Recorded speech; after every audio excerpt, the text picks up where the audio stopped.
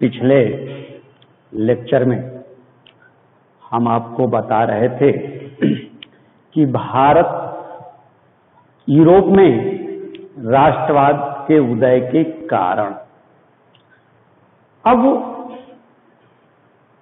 Europe में राष्ट्रवाद का विकास कैसे हुआ, क्या जो परिस्थितियां बताई गई केवल वही उत्तरदायी रही या उसके अलावा और विकास के उत्तरदायी कारण रहे, इस पर विचार किया जाएगा। तो आप कह सकते हैं कि यूरोप में राष्ट्रवाद का विकास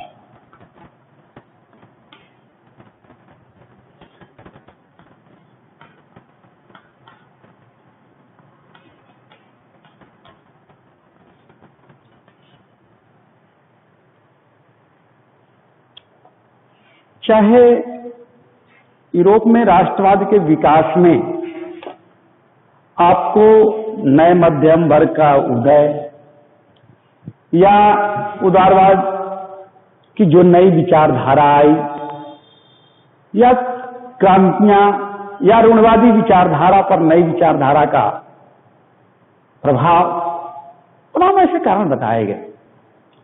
लेकिन इनके अलावा यूरोप में राष्ट्रवाद के विकास में बहुत सी घटनाओं ने अपना योगदान दिया, क्योंकि राष्ट्रवाद का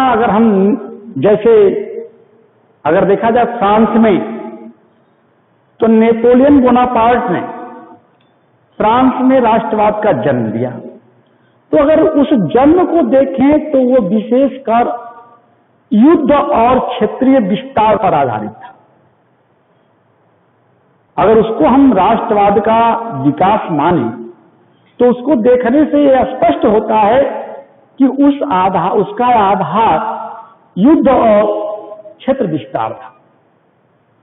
लेकिन केवल युद्ध और क्षेत्र विस्तार से ही राष्ट्रवाद का विकास नहीं होता, इसमें संस्कृति भी हमारी महत्वपूर्ण भूमिका अदा करती है। अब इस संस्कृति पर विचार करना होगा, जैसे तमाम कला, कविता, कहानियां, संगीत, रचनाएं जो हमारी भावनाओं को जोड़ती हैं एक दूसरे से। जब आप भावनाओं को एक दूसरे से जोड़ते हैं तो कहीं ना कहीं ये कलाएं विज्ञान की आलोचना भी करती हैं और एक सामूहिक इन भावनाओं का जुड़ाव होता है और सामूहिक भावना पैदा होती है, और यही सामूहिक भावना तो राष्ट्रवाद का रूप ले लेती है। क्योंकि जर्मन दार्शनिक योहान गोटफ्रीड हेडर ने दावा किया कि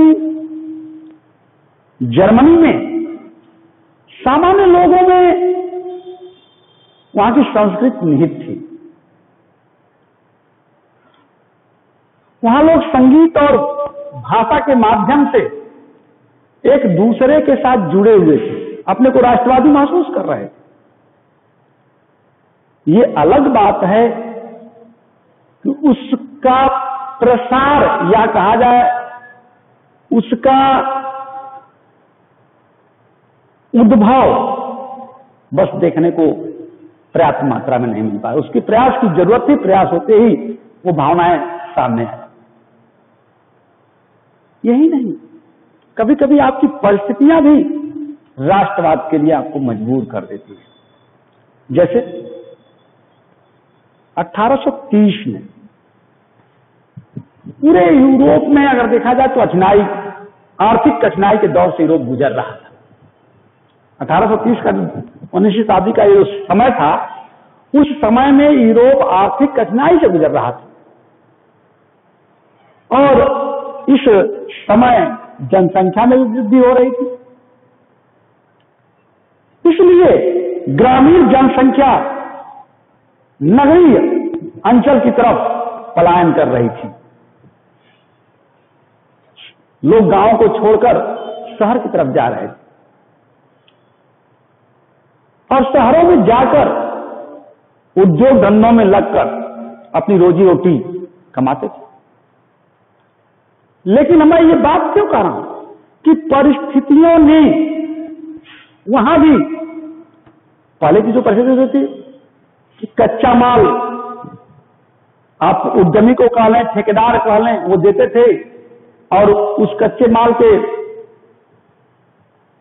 आधार पर बुनकरों से या जैसे जिस शिल्पकारों से बने हुए माल तैयार वो लेते थे।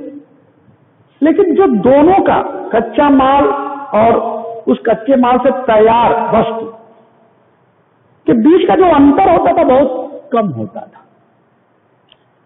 यानी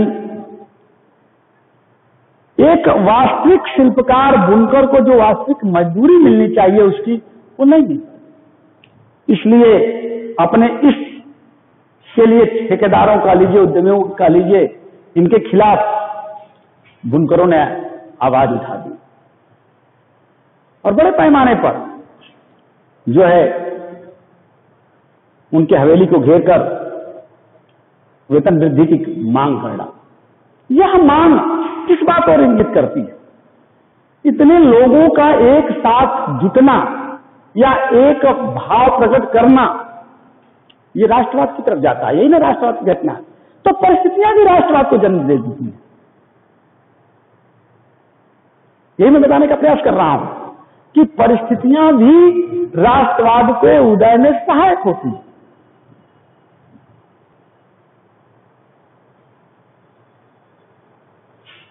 आप देखेंगे कि एक घटना और बता दें आप परिस्थितियों का ही, तब आपको और समझ में आ जाएगा। 1848 में फ्रांस की राजधानी पेरिस में एक तरह से कहा जाए कि बहुत बड़ी जनसंख्या में लोगों को आर्थिक तंगी झेलनी पड़ी और उस आर्थिक तंगी में भोजन की भी कमी होने लगी। बहुत से लोग बेरोजगार हो गए। भाई बेरोजगार हो गए तो भोजन की कमी हुई तो परिस्थिति एक उत्पन्न हो गई और इस परिस्थिति के कारण लोगों ने जगह जगह जो है धरना प्रदर्शन राजा के खिलाफ, और इसका परिणाम यह निकला कि जो है राजा को भागने पर लोगों ने मजबूर कर दिया।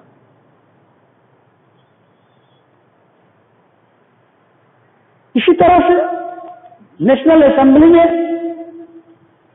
लोगों ने अपने मताधिकार के प्रयोग के लिए आवाज उठाई तो वहां भी वयस्क पुरुषों को 21 वर्ष की उम्र में जो लोग थे उनका अधिकार सुनिश्चित किया गया। तो ये जो परिस्थितियां आती हैं, ये परिस्थितियां भी कहीं ना कहीं राष्ट्रवाद के विकास में सहायक होती हैं। मैंने कुछ उदाहरण देकर आपको समझाने का प्रयास किया कि ये परिस्थितियां भी राष्ट्रवाद के विकास में सहायक होती हैं। कुछ क्रांतियों का भी जिक्र कर दिया जाए इसी के साथ, क्योंकि आपको मालूम है कि 1789 की फ्रांस की जो क्रांति शुरू हुई,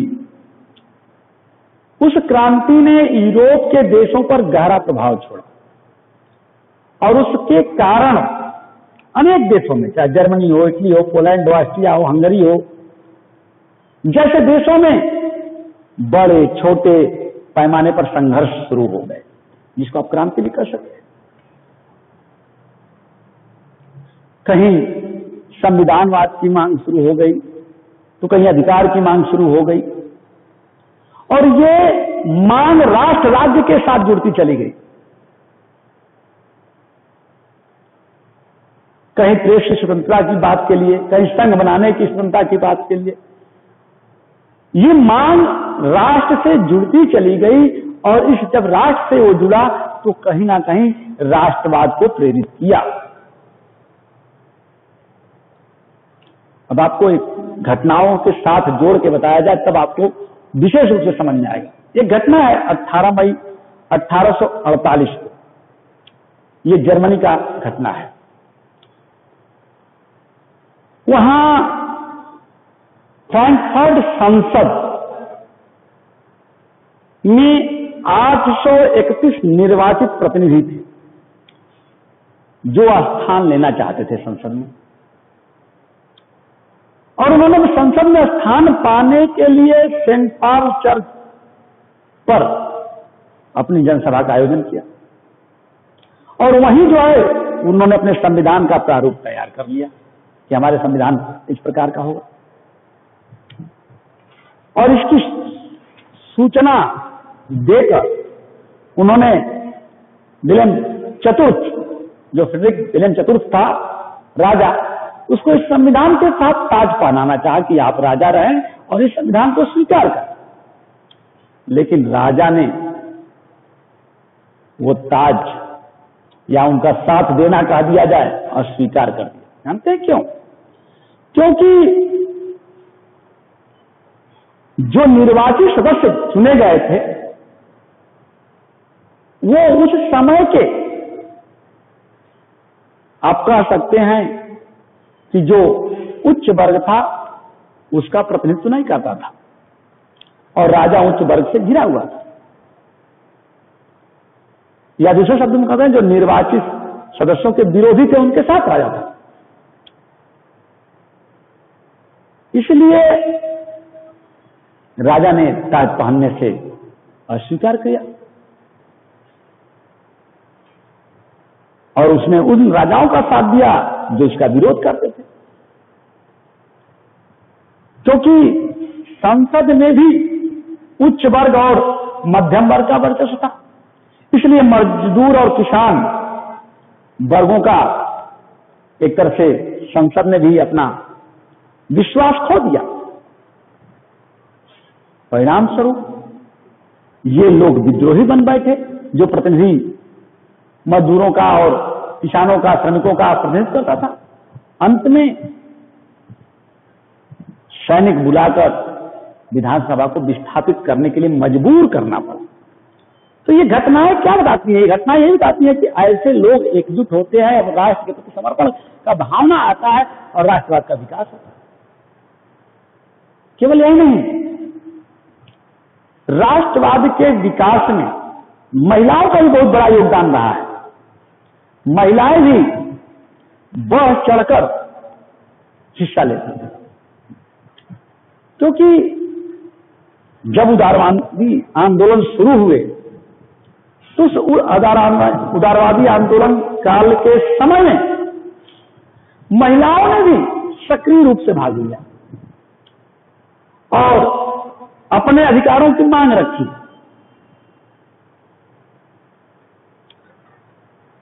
क्योंकि पुरुष प्रधानता का हर जगह वर्चस्व रहा, ये उदाहरण आपको प्रत्येक जगह मिलेगा। इसलिए महिलाओं को उनके अधिकार नहीं मिल पाए, इसलिए महिलाओं ने अनेक संगठन बनाए और इन रूढ़वादी विचारधाराओं से दूर होकर संघर्ष किया। ये भले ही कह सकते हैं कि उस दौर में उनको अधिकारों की प्राप्ति नहीं हो सकी, लेकिन आने वाले समयों में आगे धीरे धीरे वह संघर्ष, देश का, राष्ट्र का संघर्ष बना, राष्ट्रवाद के विकास में परिस्थितियां वो भी काम, क्योंकि तमाम गुलामी, बधुआ मजदूर, अब तमाम प्रकार की दास्ता से मुक्ति, ये सब चीजें जुड़ी हुई हैं जो राष्ट्रवाद के विकास में सहायक है। तो राष्ट्रवाद का, यूरोप में राष्ट्रवाद का विकास की परिस्थितियों में महिलाओं का भी आपने योगदान देखा, परिस्थितियों का भी योगदान देखा, और साथ साथ साहित्य कला के भी योगदान देखा। अब आती है इसी कड़ी में कि कई ऐसे देश थे जो असंगठित थे और अपनी एक संस्कृति, अपनी एक भाषा का स्वरूप देना चाहते थे, अपना एक संविधान बनाना चाहते थे, संगठित स्वरूप प्रदान करना चाहते थे। इसमें एक नाम इटली का भी आता है, एक नाम जर्मनी का भी आता है।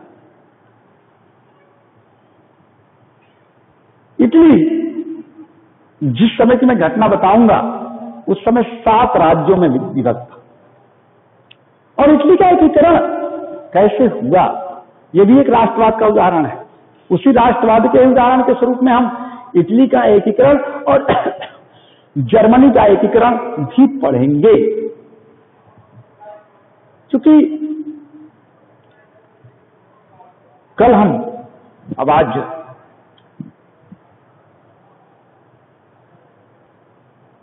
अगले जब हम टर्म पे आपको बताएंगे तो बताएंगे कि इटली का और जर्मनी का एकीकरण कैसे हुआ।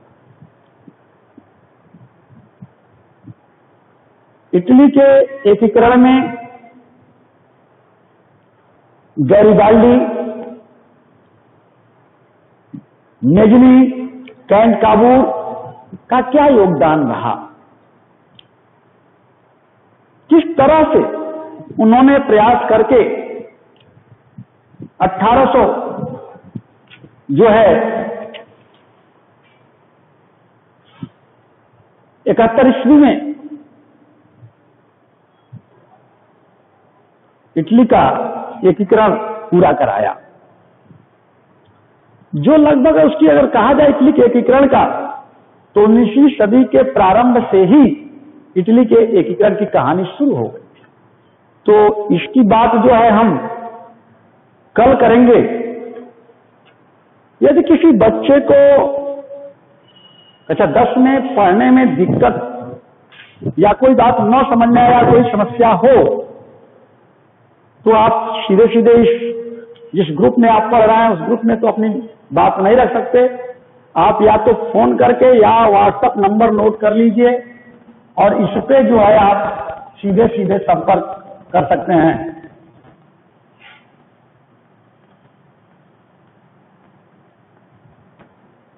इस व्हाट्सएप नंबर पर या इसी नंबर पर फोन करके आप यदि जो समस्या आती हो व्यक्तिगत रूप से मिल सकते हैं, क्योंकि जैसे ही ये पाठ समाप्त होगा अधिक से अधिक 2 लेक्चर में और समाप्त हो जाएगा या 3 लेक्चर हो सकता है। उसके बाद हम आपको प्रश्नावली देंगे इसका हल करने के लिए, और आपको हल करके बताना होगा इसी व्हाट्सएप नंबर पे। और जब भी आप कोई भी प्रत्युत्तर करें तो अपना परिचय जरूर उस व्हाट्सएप नंबर पर डालें, जिससे हमें पता चले कि आप कौन हैं। ठीक है, तो हम अगले टर्न पे आपको बात करेंगे इटली और जर्मनी के एकीकरण की। धन्यवाद।